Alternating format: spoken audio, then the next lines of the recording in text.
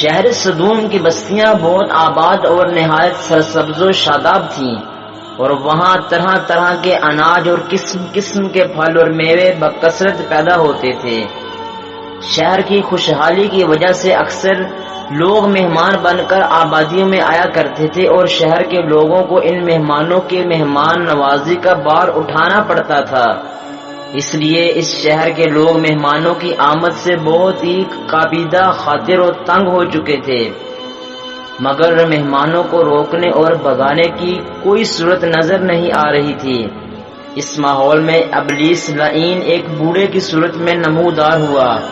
اور ان لوگوں سے کہنے لگا کہ اگر تم لوگ مہمانوں کی آمد سے نجات چاہتے ہو تو اس کی یہ تدبیر ہے کہ جب بھی کوئی مہمان تمہاری بستی میں آئے تو تم لوگ زبردستی اس کے ساتھ بدفعلی کرو۔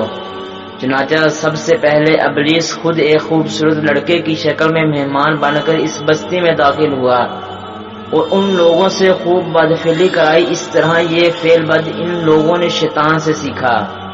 پھر رفتہ رفتہ اس برے کام کے یہ لوگ اس قدر عادی بن گئے کہ عورتوں کو چھوڑ کر مردوں سے اپنی شہوت پوری کرنے لگے۔ چنانچہ حضرت لوط علیہ السلام نے ان لوگوں کو اس بدفعلی سے منع کرتے ہوئے اس طرح فرمایا، جس کا ذکر قرآن میں ہے کہ اور جس کا ترجمہ یہ ہے کہ اپنی قوم سے کہا کیا وہ بے حیائی کرتے ہو جو تم سے پہلے جہاں میں کسی نے نہ کی ہو، تو مردوں کے پاس شہوت سے جاتے ہو عورتوں کو چھوڑ کے، بلکہ تم لوگ حد سے گزر گئے ہو۔ حضرت لوط علیہ السلام کے اس اصلاح اور مصلحانہ عزم کو سن کر ان قوم نے نہایت بے باکی اور انتہائی بے حیائی کے ساتھ کیا کہا، اس کا ذکر قرآن میں ہے، اور جس کا ترجمہ یہ ہے کہ اور اس کی قوم کا کچھ جواب نہ تھا مگر یہی کہنا کہ ان کو اپنی بستی سے نکال دو، یہ لوگ تو پاکیزگی چاہتے ہیں۔ جب قوم لوط کی سرکشی اور بدفعلی قابل ہدایت نہ رہی تو اللہ کا عذاب آ گیا۔ چنانچہ حضرت جبریل علیہ السلام چند فرشتوں کو ہمراہ لے کر آسمان سے اتر پڑے۔ پھر یہ فرشتے مہمان بن کر حضرت لوط علیہ السلام کے پاس پہنچے، اور یہ سب فرشتے بہت ہی حسین اور خوبصورت لڑکوں کی شکل میں تھے۔ ان مہمانوں کے حسن و جمال کو دیکھ کر اور قوم کی بدکاری کا خیال کر کے حضرت لوط علیہ السلام بہت فکر مند ہوئے۔ تھوڑی دیر بعد قوم کے بدفعلوں نے حضرت لوط علیہ السلام کے گھر کا محاصرہ کر لیا اور ان مہمانوں کے ساتھ بدفعلی کا ارادے سے دیوار پر چڑھنے لگے۔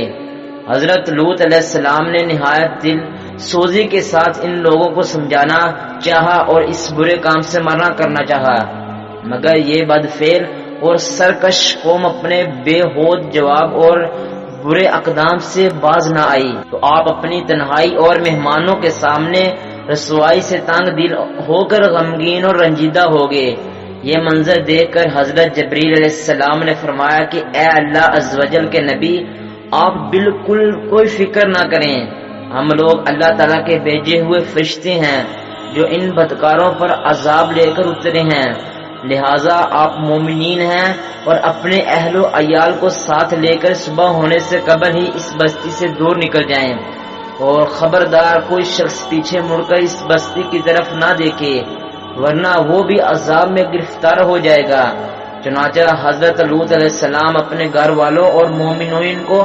ہمراہ لے کر بستی سے باہر نکل گئے۔ پھر حضرت جبریل علیہ السلام شہر کے پانچوں بستیوں کو اپنے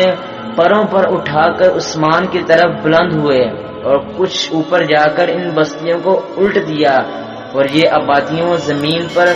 گر کر چکنا چور ہو کر زمین پر بکھر گئیں۔ پھر کنکر کے پتھروں کا می برسا اور اس زور سے